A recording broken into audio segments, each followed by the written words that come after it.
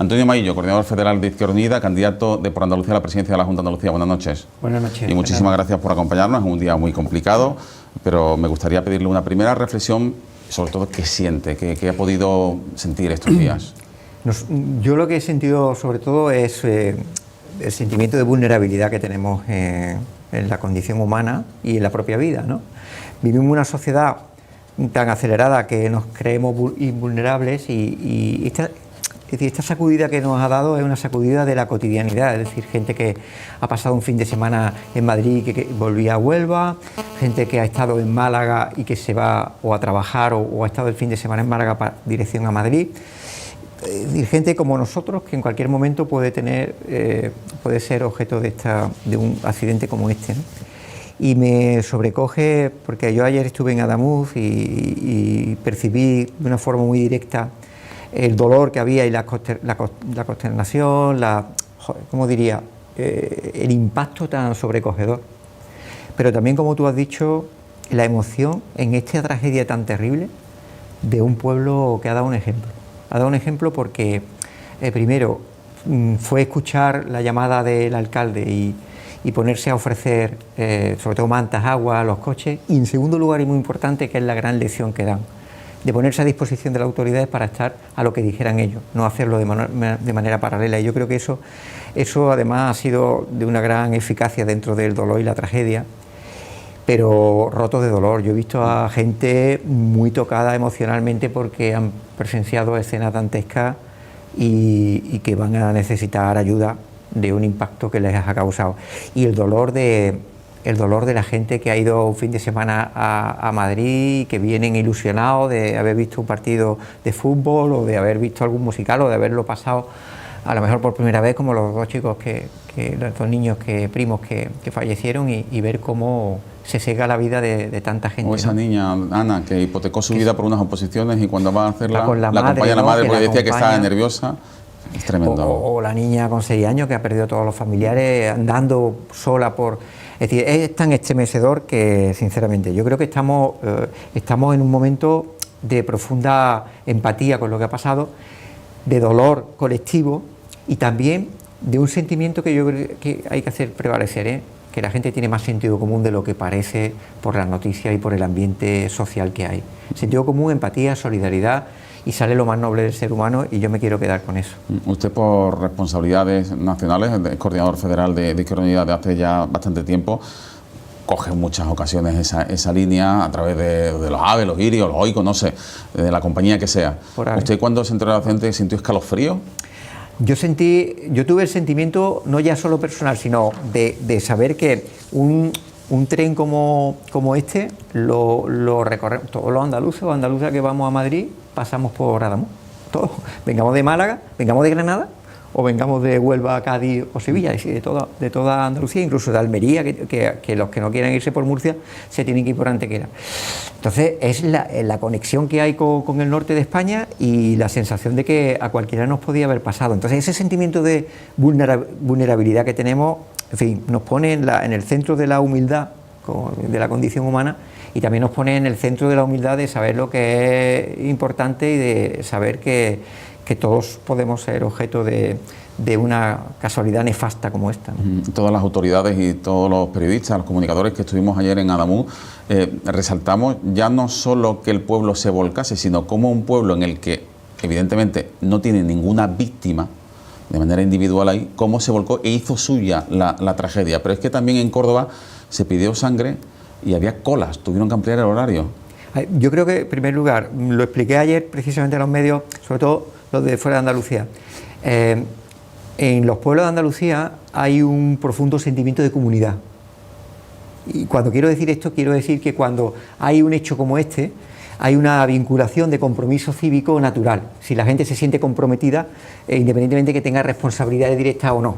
Entonces hay una vinculación común y un sentimiento profundamente humano, que es la empatía hacia otros seres humanos que han tenido en este caso una tragedia tan dolorosa como esta. Y en segundo lugar, la donación de sangre, que ha sido tan masiva con ocasión de esta, no debe hacernos olvidar que este país es muy solidario y Andalucía es muy solidaria con la donación de sangre. Se ha respondido con un caso extraordinario, pero también se responde de manera ordinaria. Y tampoco he de olvidar una noticia que casualmente salió el viernes pasado y que pasó desapercibida en este ambiente de crispación que tenemos, que fue el dato de que España, durante 34 años ya, sigue siendo el país líder en donación de órganos.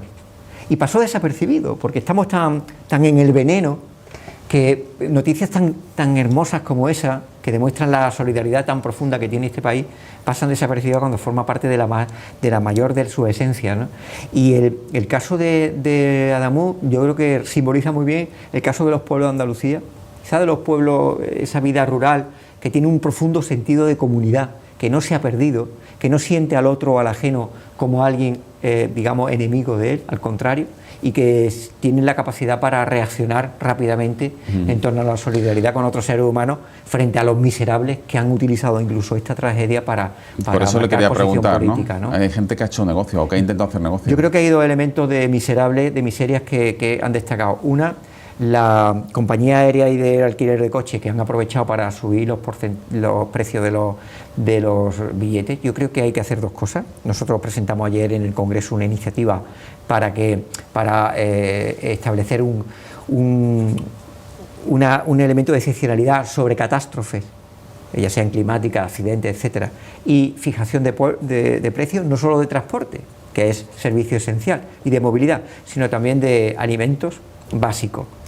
Y creo que hay que intervenir en ese sentido, y mientras tanto yo creo que hay que mostrar ante esta compañía el rechazo social. Nosotros hemos interpelado ayer a que la gente vaya y se presente quejas, reclamaciones e indignaciones, la gente se indigne ante estas empresas en las que hay que decirle que ser miserable o aprovecharse de la desgracia no puede ser rentable ni económica ni socialmente. Hay que reprobar esas prácticas, hay que hacerlo con una reacción ciudadana contra ello. Y después es lamentable, es decir, absolutamente vomitivo el comportamiento de un tipo como Santiago Abascal, el presidente de Vox, utilizando esto para seguir metiendo en el dolor de la tragedia, donde teníamos que concentrarnos todos en desear la recuperación de las personas heridas, en que se localizaran todas las personas que había,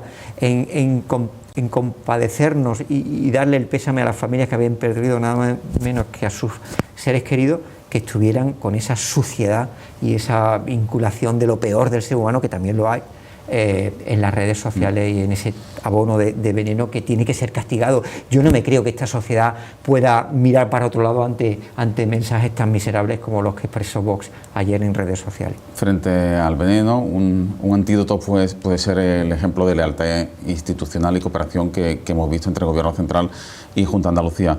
Pero le quiero preguntar si usted cree que ese clima se va a mantener o es un ejercicio de candidez en el que estamos todos sumidos en este momento de empatía con las víctimas. A mí me gustaría que sacáramos como conclusión, que lleváramos a categoría lo que ha sido un esfuerzo de necesidad y de sentido común colectivo. A mí me gustaría que no tuviera que ocurrir una tragedia de este calibre y de estas dimensiones para que la colaboración institucional no formara parte de lo noticiable. Es decir, el problema que tenemos es que sea noticiable y la colaboración de instituciones, cada uno desde sus competencias.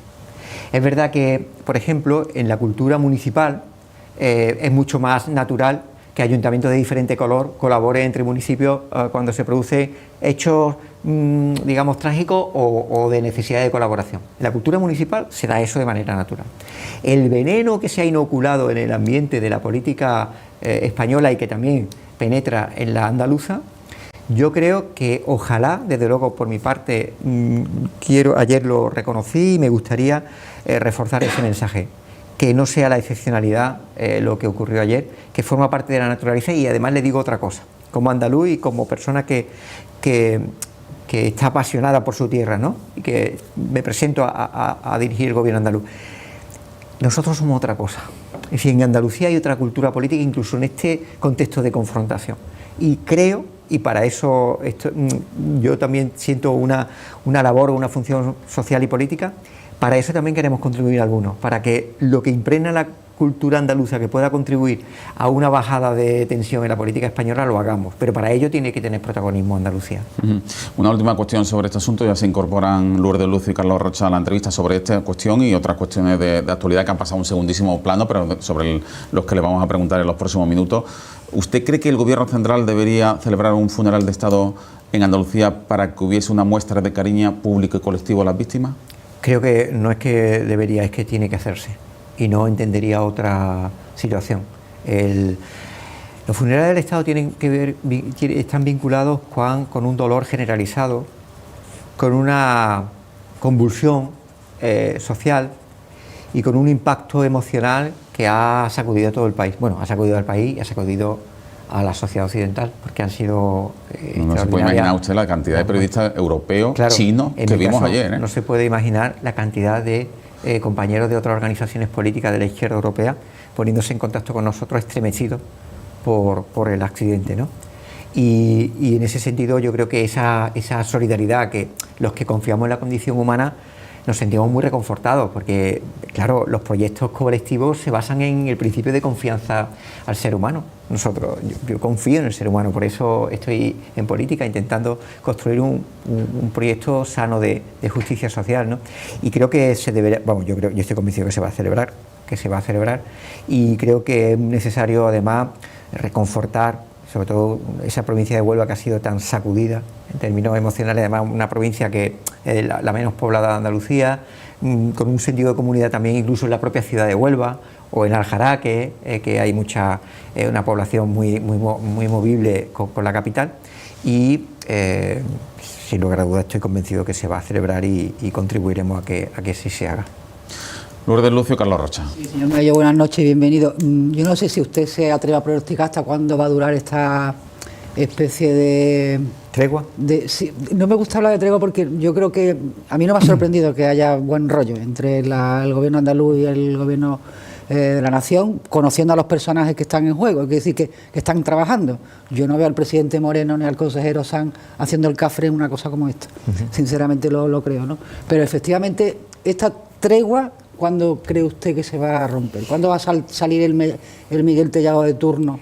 En fin. Bueno, pues yo espero que no salga, eso en primer lugar, y vamos a contribuir para que no salga, y vamos a contribuir de forma que sientan que si tienen la tentación de hacerlo, sepan que van a perder ante la sociedad andaluza una oportunidad, que les suponga un coste, porque ese es el problema también, que perciban que esto tiene un coste, igual que a las compañías aéreas, la de alquiler de coches, que han subido el precio de manera indecente, frente a Iberia, que ha puesto un tope, resulta que tienen que saber que le cuesta, que se reprueba por parte de la sociedad.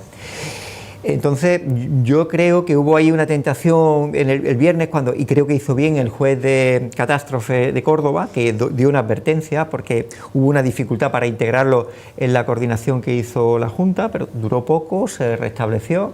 Vamos a decir que fue producto de la agitación del momento, se estableció. Pero yo creo que desde Andalucía, que es muy importante dar otro mensaje a la sociedad española, podemos ganar mucho en el patrimonio emocional y patrimonio, vamos a llamarlo patrimonio humanitario, ¿no? Y creo que nadie se va a mover de este carril que hemos construido y en el que me da la sensación de que quien se salga le va a suponer un coste social, político y electoral. Yo siento ser un poco aguafiesta, pero claro, estos días hemos trabajado mucho los periodistas con redes sociales, porque las primeras informaciones que tenemos del choque, del accidente, de pasajeros del tren Irio, que suben vídeos, suben fotos, y varios de ellos han publicado ya, de esas personas primeras que lo anunciaron o que lo dieron la voz de alarma, han dejado, o se han quitado la red social o han dicho que no van a contestar más nada, porque han recibido insultos, han recibido diatribas políticas, les han dicho que si pues el Ministerio de Transportes da dinero a Marruecos para los trenes y aquí tenemos las vías como las tenemos. Yo no sé si es un poco este ambiente de demasiada empatía o demasiado solidaridad con la situación, y igual no nos estamos dando cuenta que la sociedad o parte de la sociedad sí está encanallada a esos niveles. Vamos a ver, yo creo que planteando, una dimensión que es verdad, y que es que las redes sociales están hiperenvenenadas y que los códigos que funcionan por esa perversión de los dueños de esas redes sociales, son unos códigos en los que cotiza los mensajes de odio y negativos. Pero también es verdad que hay que reivindicar que hay una realidad no virtual, que es la que se ha demostrado en estos momentos, que es la que se comparte en los espacios físicos, incluso de las barras de los bares, incluso en las puertas de los colegios a la hora de llevar a nuestros hijos, en las que hay otra empatía, ¿no? Las redes sociales es trumpismo. Es decir, el marco de juego que se desarrolla y ahora tú puedes combatirlo o no, con mayor o menor éxito, tienes que estar presente porque hay que estar hasta donde tienes, o sea, hay que estar en todos los sitios y por tanto hay que estar en las redes sociales, incluso aunque sepas que tus mensajes pues o tienen menos impacto o tienen una respuesta de gente que sean bots o que sean gente real, ya no lo sé, o gente cobarde que se refugia en los perfiles anónimos, pero hay que normalizar estar, pero yo no lo elevaría a la categoría política definitoria de los tiempos que vivimos. La reforma, o sea, la reacción solidaria, compasiva, lo que no ha tenido Abascal ni Vox. Todavía estoy esperando que algún dirigente de Vox diga perdón, que no lo van a decir, pero yo quiero que les cueste electoralmente, que les cueste políticamente, que les cueste socialmente. Y a quienes blanquean a Vox, que lo digan, que también he echado de menos algunas reacciones de los equidistantes con respecto a esta voluntad. No se puede pasar por ahí, no se puede pasar por ahí. Yo creo que en construir esa reprobación social, en empezar a identificar que esto puede tener un coste en términos políticos y electorales, está la clave de la recuperación. Y cuando usted estaba haciendo esa pregunta, yo estaba recordándome de COVID, ¿no? ¿Se acuerda cuando decíamos saldremos mejores? Y después volvimos otra vez a la misma o peor, ¿no? Sí. Se ha producido un cambio de paradigma tras el COVID. Pero yo le digo una cosa, los que confiamos en la condición humana sentimos que incluso en este debate desigual, porque es un debate desigual, en las redes sociales lo percibo, es un debate desigual, los que ocupamos en este momento posiciones más minoritarias respecto a no caer en esos mensajes de odio y veneno, ganaremos. Y yendo quizás a algo más político, señor Maguillo, ¿le preocupa a usted que este accidente, que todavía queda mucho por investigar y no sabemos la causa, tenga un coste de credibilidad para el sistema ferroviario de alta velocidad en España, que para Andalucía es clave, porque como demuestra precisamente todo el engorro de que no haya mismo conexión con Madrid? Depende, efectivamente, depende.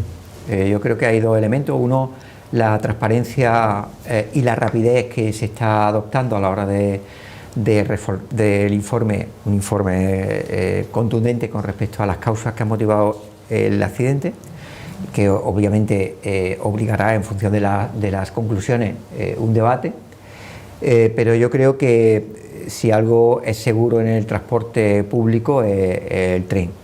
Es verdad que es la primera vez, si no nos equivocamos, que la línea AVE sufre un accidente, pero yo confío en que saquemos de aquí conclusiones que no disminuyan la confianza, pero reconozco que dependerá de las conclusiones que se extraigan de los técnicos de cuáles son las causas reales del accidente, las que determinarán las conclusiones sociales y un poco el comportamiento de los propios ciudadanos con respecto al transporte ferroviario. Yo lo que veo, señor Maguillo, que no sé, vamos, le pregunto, ¿no?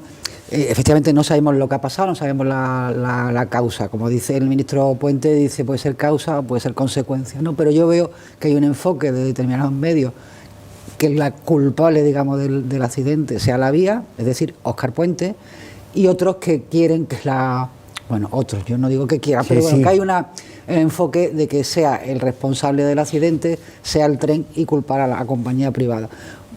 ¿Usted ve juego político ahí? O... Yo ahora no me voy a pronunciar con eso, lo dije ayer y lo digo hoy, hay que esperar. Yo confío en que los informes que se vayan a presentar son informes rigurosos y creo que lo que sí hay que celebrar es que hay una demanda social para que sean cuanto antes y hay condiciones para que lo sean. Y lamentaría mucho que cuando usted está hablando de esto, me acuerdo perfectamente del 11 de marzo de 2004, cuando la gente estaba casi esperando a ver según quién era para el relato de los 2 días después de las elecciones. A ver, yo creo que ahora mismo es verdad que hay gente muy interesada y ya estoy escuchando a medios de comunicación situando el eje sobre el fallo de la infraestructura y creo que lo que tenemos que hacer es esperar para ganar credibilidad con respecto a las conclusiones que se puede sacar. Pero sí reconozco que estamos esperando a sacar esperar el informe, porque de eso sí es verdad que se va a abrir un debate político, nos guste o no. Evidentemente, con mucha cautela tenemos que manejarnos en este asunto, pero el hecho de que esté implicado un operador privado como Irio, ¿cree usted que cambia el contexto sobre lo ocurrido respecto a otras catástrofes ferroviarias en las que estaba tan solamente Adif y Renfe? Es que depende de las razones, porque no sabemos si es porque... es que yo preferiría esperar. ¿Esperar por qué? Porque sí, no sabemos si es la máquina o son las vías. No sabemos si... No solamente eso, sino que son las máquinas, son las vías, o hay cuestiones que ahora mismo no emergen y que puedan determinar los comportamientos de resultas de ambas líneas ferroviarias. Lo que sí le puedo decir es que en Irio había gente que iba por la línea de precios populares en la adquisición de billetes. ¿Que hay un sesgo de clase? Pues mire, también en Alvia pues era un poco más económico que la línea AVE, ¿no? Pero yo creo que hay que esperar. Yo preferiría no hablar de supuestos sobre lo que se establezca. En este momento, nosotros que somos partidarios del monopolio público de Renfe y no compartimos la privatización encubierta que se produce con esta acumulación de viajes, porque lo que está provocándose con las nuevas líneas privadas es una mayor tensión y uso de las vías, pero de verdad, en este momento a mí me gustaría esperar y sobre los informes sacaremos las conclusiones. Me parece que la cautela y la prudencia también es una lección política.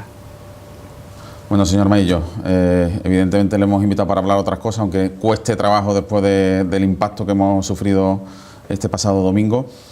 Pero me gustaría preguntarle al menos 2 o 3 cuestiones de actualidad política que han venido marcando la agenda en las últimas semanas. ¿Por qué le gusta a su organización la financiación política propuesta por María Jesús Montero para Andalucía? Es una buena base de acuerdo financiero por varias razones. Primero, porque hay más dinero para Andalucía, 5.000 millones de euros más. Entonces ahí, sitúate, te pones de acuerdo o no. Ahora bien, siendo una base de acuerdo, hay cuestiones mejorables en las que nosotros vamos a intervenir. En esas cuestiones mejorables yo quiero decirle una cosa.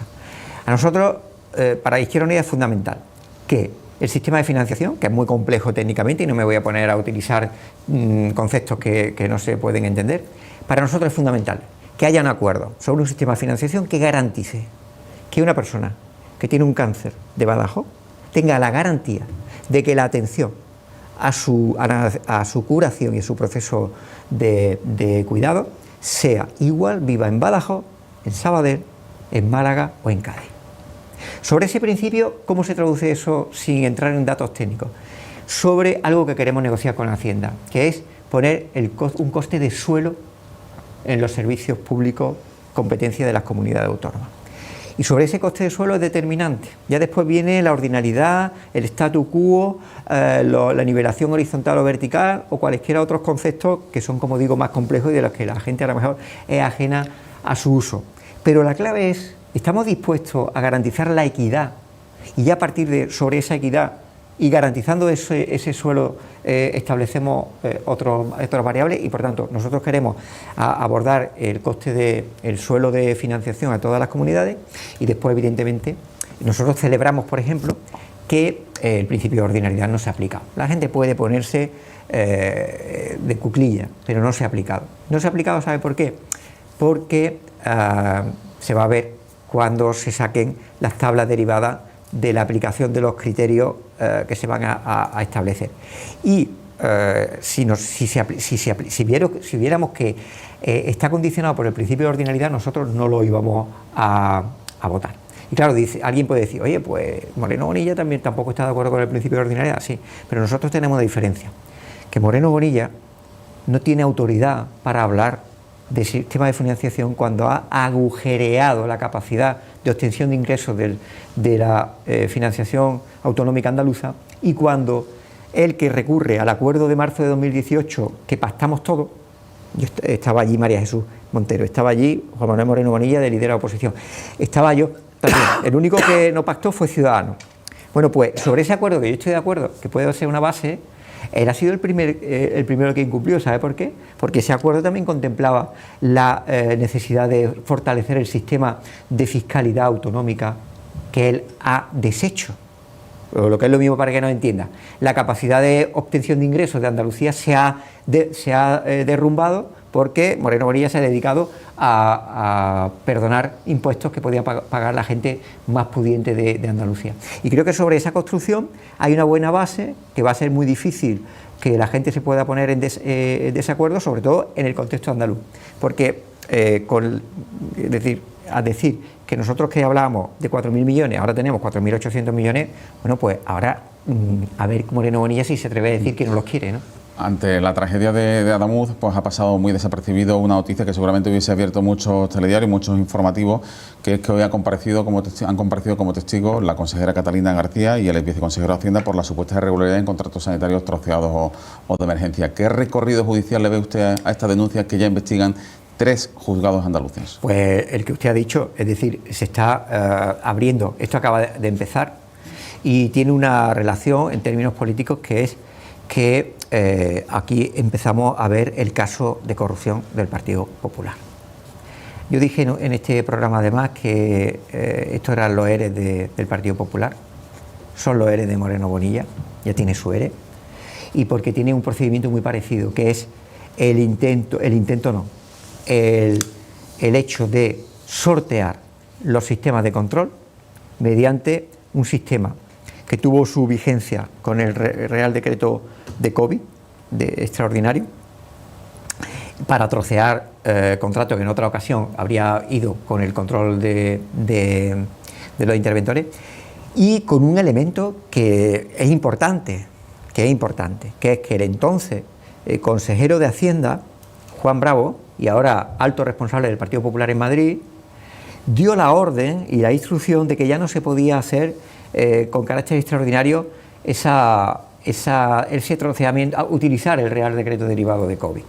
Y el haber seguido con esa práctica fuera de colchón legal y llegar a más de 200 millones de euros troceado en contratos de que no se podían superar los 15.000 euros, estamos hablando de un hecho que no es excepcional, que es una intencionada finalidad de sortear controles para no tener que explicar por qué se le daba a según qué persona en los contratos sanitarios, y por tanto estamos nada más que en el principio de la punta de un iceberg que se va a abrir con muchas bases y que tiene unas implicaciones en los 3 gerentes del SAS que están imputados, en la consejera de Sanidad, la consejera de Sanidad, que ahora es de Medio Ambiente, y por tanto en el Consejo de Gobierno de Juan Manuel Moreno, que por cierto, según la teoría del Partido Popular, en la medida que está implicada una consejera, está implicado también el propio presidente de la Junta de Andalucía. Una última pregunta, señor Maillo, por mi parte. ¿Está usted siguiendo los carnavales, el concurso oficial de agrupaciones del Carnaval de Cádiz? Pues mira, me han pasado, y gente que usted no podía sospechar, alguna... ¿Sabe usted cuál es la letra más repetida? Sanidad pública. Sanidad pública, pero concretando el tiro, los cribados. Yo sigo habitualmente todos los años los carnavales, llevamos 6 o 7 sesiones y no hay día en que 3 o 4 coros, comparsas, chirigotas o cuartetos arreen fuerte al presidente Moreno, a la Junta de Andalucía, por la sanidad pública y por los cribados. ¿Usted cree que el pueblo no ha cerrado un asunto que la Junta quiere dar por zanjado? Para nada, no solo no se ha cerrado, está en el corazón de la familia andaluza. El problema de la sanidad no es un problema sectorial, es que eso puede ser una fuente del deseo del Partido Popular. La sanidad es algo universal y no como derecho, es universal en cuanto a la implicación y a la afectación. No hay familia que no esté afectada directa o indirectamente por desgracia, por una enfermedad muy grave o por una enfermedad menor, por una espera de intervención quirúrgica, una cirugía menor o una especialidad o una prueba clínica. Y como no hay nadie y todo el mundo está afectado, es evidente que el gran talón de Aquiles del Partido Popular, el que le va a hacer perder las elecciones andaluzas, el que le va a hacer perder las elecciones, porque yo estoy convencido de que va a perder las elecciones el Partido Popular, es el debate de la sanidad, y por eso va a inventar todo tipo de discursos territoriales, de agravio, etcétera, para intentar ocultar lo que no puede ocultar, porque no forma parte de un debate sectorial que afecte solamente a una parte de la población, afecta a todas, y por tanto desde esa universalización, y el Carnaval de Cádiz lo ratifica. ¿Por qué? Porque es el gran termómetro social. Es el gran termómetro social y convertido en el ingenio de las letras, pero también en el traductor de los impulsos emocionales que tiene en estos momentos una sociedad andaluza que está indignada, que está dolida, que está en shock, pero que también está muy irritada, permanentemente por esto. Yo bueno, por desgracia o por suerte, digo por suerte porque al menos se me cuida, todos los meses tengo que ir a un centro de salud y las conversaciones permanentes de las personas que esperan son siempre de mucha crispación, mucha angustia, mucha inseguridad y sobre todo mucha desconfianza. Y nosotros decimos lo de siempre. El deterioro de la sanidad pública se ha producido por decisiones políticas, por tanto, serán decisiones políticas las que la resuelvan. La sanidad pública tiene solución, tenemos un contexto financiero que va a permitir rescatar las transferencias millonarias que han ido a la sanidad privada y a la patronal privada y, por tanto, hay posibilidades para recuperar la sanidad pública y creo que le va a costar las elecciones a Moreno Morilla. Dos últimas preguntas, Lourdes, Carlos. Yo quería aprovechar para preguntarle, porque también el sábado, antes de que ocurriese el accidente de Adamuz, usted hizo un informe ante la Coordinadora Federal de Izquierda Unida, en el que venía a decir que bueno, el Sumar como movimiento político, como coalición, ya no sirve para representar a esa izquierda alternativa que aspira a que el gobierno de coalición siga funcionando. ¿Eso se han dado por enterado sus compañeros de coalición? No, yo no dije nada, me ha sorprendido el impacto que ha tenido, quizás por unas expectativas que hay creadas y que yo lo veo como una buena noticia. Hay mucha gente de izquierda que está esperando a ver cómo se traduce ante el nuevo ciclo político un proyecto que tiene que ofrecer, que tiene una función, ¿no? Que es donde nos hemos conjurado las organizaciones que formamos parte del gobierno, que es renovar el gobierno de España frente al PP y Vox. Esa es lo que nos une, ¿no? La función histórica de decir no estamos dispuestos a que el Partido Popular y Vox lleguen al gobierno de España. Y en segundo lugar, ¿cómo lo hacemos para el nuevo ciclo electoral? Con una ampliación o una actualización del espacio político, en el que tengo que decir que las organizaciones que estamos construyendo de manera discreta pero bastante eficiente esa reactualización del proyecto, vamos bien encaminados. Lo único que hicimos como Izquierda Unida fue, bueno, podemos decir que sacudir el tablero, como se dice últimamente, o decir, oye, tenemos que acelerar el proceso, pero nada nuevo. Y de hecho, las demás organizaciones lo interpretaron correctamente, no les llamó la atención, porque lo que nosotros queremos es actualizar en una población que está esperando que ofrezcamos un proyecto político solvente, confiable y que esté a la altura del momento histórico, y que eso sí, lo hemos dicho y lo decimos, que tienen que incorporarse más gente para poder ser relevante. Pero ¿esto cómo se va a volver a llamar? Que si yo conozco a gente que no está en la política, que no está en los medios de comunicación, y dice, bueno, pero esto lleva pasando desde Santiago Carrillo. Si de cuando se va a Santiago Carrillo no resulta que no dan ustedes con la tecla y era Movimiento Sumar, Unidas Podemos. ¿Ahora cómo se van a llamar? Bueno, verá, no hemos dado con la tecla tras el Partido Comunista de España. Empezó Izquierda Unida, que yo creo que con todas las dificultades hemos estado un periodo muy extenso de referencialidad en todo el espacio político, pero evidentemente la convulsión y la crisis política derivada de 2013-2014 creó otro espacio. Ha habido varias experiencias, nosotros lo hemos caracterizado muy bien. Unidos Podemos y Sumar, yo pienso que no han tenido el agarre territorial, que creo que es lo que garantiza dar solidez a un proyecto político. Yo siempre digo que Izquierda Unida, de la que soy coordinador federal, no habría resistido este tsunami que llevamos de 10 años si no hubiéramos tenido pues las casi 1000 asambleas que tenemos, como que 1663 asambleas que tenemos en toda España, ¿no? ¿Por qué? Pues porque toda la agitación que ha habido, en la medida en que hemos tenido gente en los territorios, cargos municipales, etcétera, nos ha permitido resistir, que de otra forma no lo habíamos hecho. Ciudadanos han sido un paréntesis en este momento, pues porque no tenía nada por debajo. Podemos y Sumar, con todo mi respeto, tienen mayor debilidad en términos municipales, aunque sí la tienen como marca electoral, ¿no? Y yo creo que la mejor forma es aprender de esas experiencias para extraer un proceso político que se arraigue en el territorio, que esté vinculado, que no se desdeñen las municipales, porque el estar cerca de la gente te da patrimonio para ello.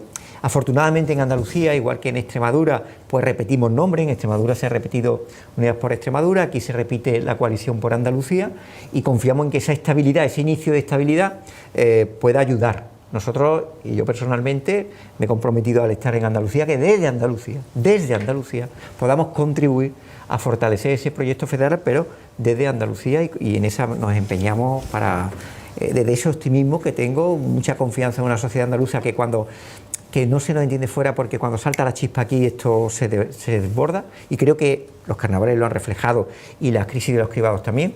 El pueblo andaluz se ha despertado en ese sentido, se ha desengañado del yerno perfecto, por decirlo con una metáfora familiar, y cuando alguien se siente engañado o defraudado, se reactiva y ya les digo, grábenlo, en junio podemos ganar las elecciones y puede haber un cambio de gobierno en Andalucía. Antonio Maillo, coordinador federal de Izquierda Unida, candidato a la presidencia de la Junta de Andalucía. Muchísimas gracias, como siempre, por atender la llamada hoy y siempre de 7TV. Buenas noches y mucha suerte. Muchas gracias por vuestra sensibilidad.